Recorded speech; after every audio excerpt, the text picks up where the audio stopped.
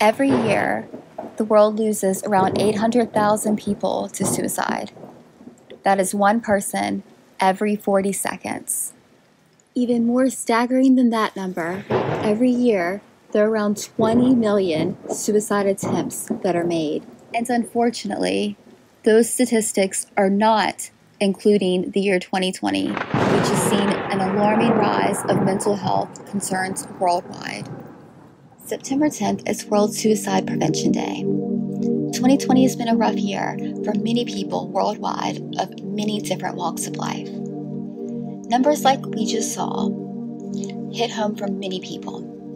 But how do we get them down? How can we prevent an even more tragic outcome? Well, let me ask you this. What does a person with suicidal thoughts actually look like? What is the formula? Or are there multiple? Feeling overwhelmed and hopeless, some people retreat into an introverted, lonely existence and soon enough become immersed in their most negative thoughts. However, some people can also become more extroverted, desperately seeking an escape, any sort of distraction from these thoughts, in hopes to actually get rid of them.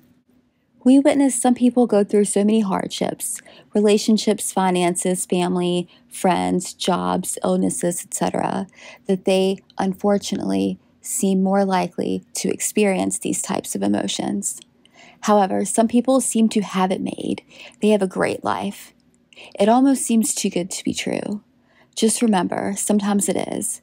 Everyone has something that others see as a blessing, even if it's in disguise. Behind closed doors, you do not know what is actually going on and what struggles they may face that actually counteract those good things in their life. Some people are loners, and it's more apparent why they feel unloved. Others are loved by many. Unfortunately, because they don't fully understand what it means to love themselves, they can't fully understand why they even deserve this love.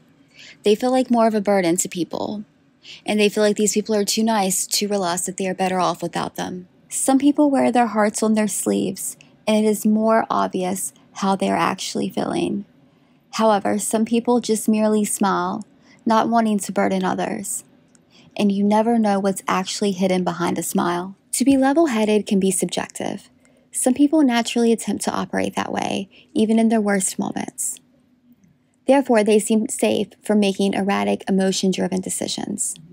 Just remember, however, the mind is very deceitful.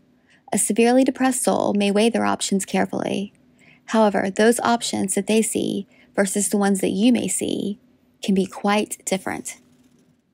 It seems natural that someone who has such a disdain for life will appear angry and bitter, and a lot of times this is the case. Do they ever try to radiate positivity?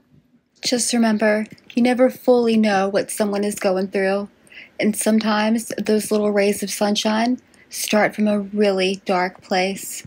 A lot of people ask me where I get the motivation for my inspirational content that I put out. If you want me to be honest, it is what I have needed to pull myself out of some of my darkest times.